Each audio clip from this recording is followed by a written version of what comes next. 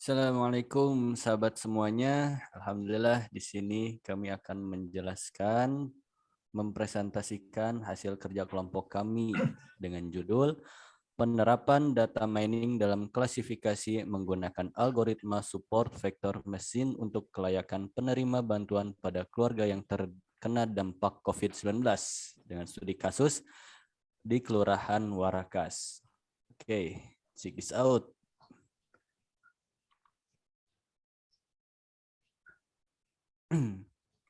Kemudian penjelasan mengapa penelitian ini dibuat. Ya, seperti gambar yang terlihat pada gambar berikut yang bersumber dari Tribun News bahwasannya COVID-19 di Indonesia sudah sangat mengkhawatirkan dikarenakan banyaknya korban jiwa dan dampak negatif lain dari virus tersebut. Selain kematian pandemi, COVID juga sangat merugikan bagi pihak pemerintah karena banyaknya masyarakat yang menjadi sasaran PHK massal yang menyebabkan banyaknya pengangguran. Yang lebih parahnya, yang terkena PHK massal tersebut adalah golongan menengah ke bawah yang bekerja sebagai buruh dan karyawan perusahaan swasta. Oleh karena itu, pemerintah membuat kebijakan berupa bantuan sosial bagi masyarakat yang terdampak maupun kesulitan ekonomi karena situasi pandemik saat ini. Karena penerimaan bantuan sosial tidak merata dan tidak tepat sasaran, khususnya pada lokasi penelitian yaitu yang berada di Kecamatan Tanjung Priuk, Jakarta Utara.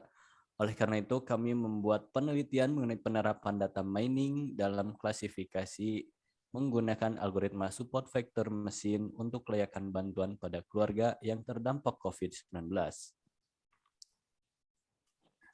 Dan dari mana kami mendapatkan data tersebut?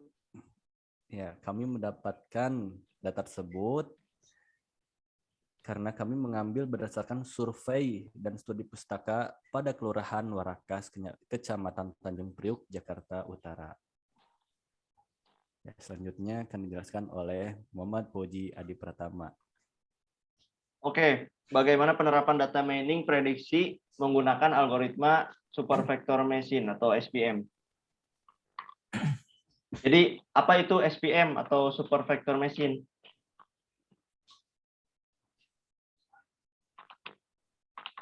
Super vector machine atau SVM merupakan salah satu algoritma machine learning dengan pendekatan supervised learning yang paling populer dan sering digunakan. Algoritma ini mengkelaskan data baru, mengelompokkan data-data dengan memisahkannya berdasarkan hyperplane dalam ruang N, dimensi N atau jumlah fiturnya, yang secara jelas mengklasifikasikan titik data. Algoritma SVM dapat digunakan untuk kasus klasifikasi maupun regresi. Meskipun demikian, SVM lebih sering digunakan dalam proses klasifikasi. Support vector machine juga sangat disukai oleh banyak orang karena algoritma ini dapat menghasilkan akurasi yang signifikan dengan daya komputasi yang lebih sedikit. SVM juga memiliki pendekatan yang unik jika dibandingkan dengan algoritma supervised learning lainnya. Jika banyak algoritma lain mengkelaskan data berdasarkan kemiripan titik data, nah SVM ini melakukannya dengan menemukan batas antar kelas dan mengkelaskan data berdasarkan batas tersebut. Nah, metode algoritma SVM itu yaitu bisa dilihat di gambar yang kiri, yaitu menentukan batas kelas hyperplane yang mungkin dari dataset. Yang selanjutnya yang gambar yang kanan itu adalah memilih hyperplane berdasarkan margin maksimum. Nah, dalam memahami algoritma SVM ini, kita juga harus memahami apa itu hyperplane. Hyperplane adalah batas yang membantu kita mengklasifikasikan titik data. Titik data yang terletak di kedua sisi hyperplane dapat dimaknai sebagai kelas yang berbeda.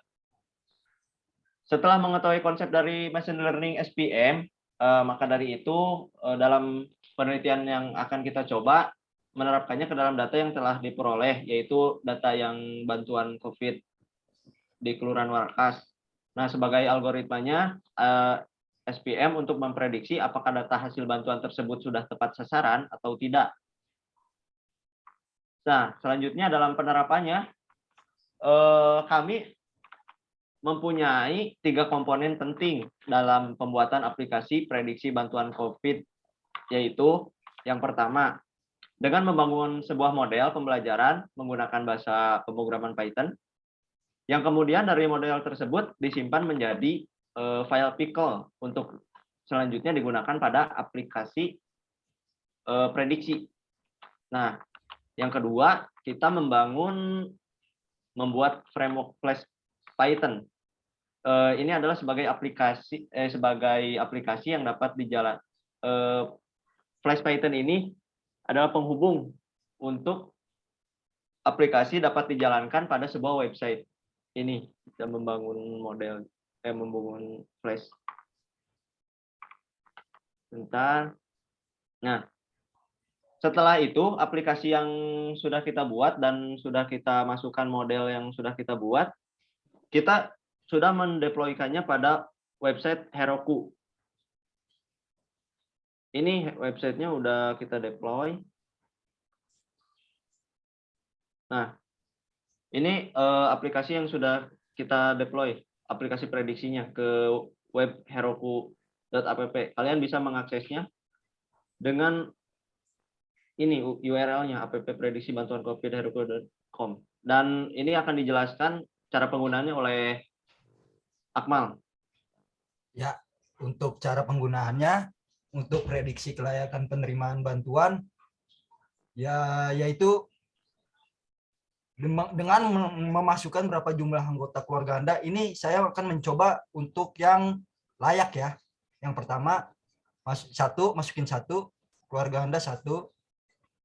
Apakah pekerjaan Anda sebagai wira swasta? Jawabnya tidak. Apakah pekerjaan Anda sebagai buruh? Jawabannya tidak.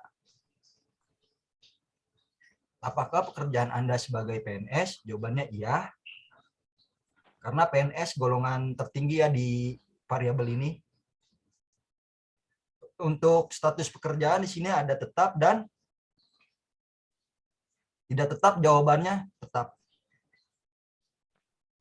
Apakah pendapatan kepala keluarga Anda rendah sebelum terjadinya pandemi tersebut?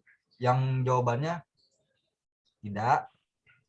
Yang untuk pendapatan ibu rumah tangga, jawabannya variabel ada apa di sini? Sedang dan tidak, jawabannya tidak. Apakah pendapatan kepala keluarga setelah pandemi itu meningkat? Ya, jawabannya meningkat. Apakah pendapatan ibu rumah tangga setelah pandemi menurun? Jawabannya tidak.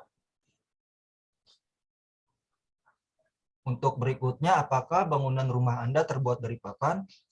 Jelas tidak, karena ini orang kaya yang bakalan diprediksi. Apakah Anda masih menyewa untuk tempat tinggal? Tentu tidak. Nah, untuk selanjutnya, prediksi sekarang akan terlihat jawaban seperti tidak layak. Jadi si yang tadi variabel yang dimasukkan dengan jumlah anggota keluarganya 1, pekerjaannya PNS, dan lain-lain mendapatkan hasil tidak layak mendapatkan bantuan COVID-19. Selanjutnya akan yang mendapatkan kelayakan bantuan, berarti ini keluarga yang miskin. Keluarga miskin berarti jumlah anggota keluarganya berarti 10 kira-kira. Kerjaannya swasta, wira swasta enggak, karena dia orang miskin. Sebagai buruh, oke. PNS enggak. Status pekerjaan Anda tidak tetap. Pendapatan keluarga sebelum terjadinya kepala keluarga yaitu rendah, oke. Pendapatan ibu rumah tangga sebelum terjadinya pandemi sedang, tidak. Sedang, oke. Apakah pendapatan keluarga setelah pandemi meningkat? Tentu tidak. Apakah pendapatan ibu rumah tangga setelah pandemi menurun? Oke, menurun. Untuk rumah untuk rumah terbuat dari papan iya, dan untuk rumah menyewa iya. Dan hasilnya akan menjadi kelayakan mendapatkan bantuan karena jumlah anggotanya 10, pekerjaannya buruh, dan lain-lain. Seperti untuk selanjutnya penutupan akan disampaikan oleh Fauji. Oke, jadi bagaimana itu prediksi ini dapat bekerja? Jadi yang sudah kita buat model tadi, seperti yang model tadi kita masukkan data yang dari bantuan, data bantuan itu data bantuannya seperti apa, terus kita masukkan lagi mesin pembelajarannya, dan mesin pembelajarannya kita tes akurasinya, dan akurasinya cukup untuk cukup dengan data cukup benar dengan data yang telah kita dapatkan, maka kita masukkan ke aplikasi tersebut sehingga aplikasi ini dapat berjalan dan memprediksi sesuai dengan data dan machine learning yang telah mempelajari data tersebut. Oke, mungkin cukup sekian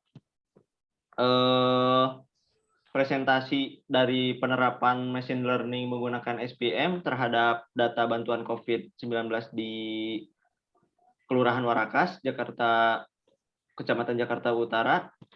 Oke, mungkin cukup sekian dan terima kasih. Waalaikumsalam warahmatullahi wabarakatuh. Waalaikumsalam warahmatullahi wabarakatuh.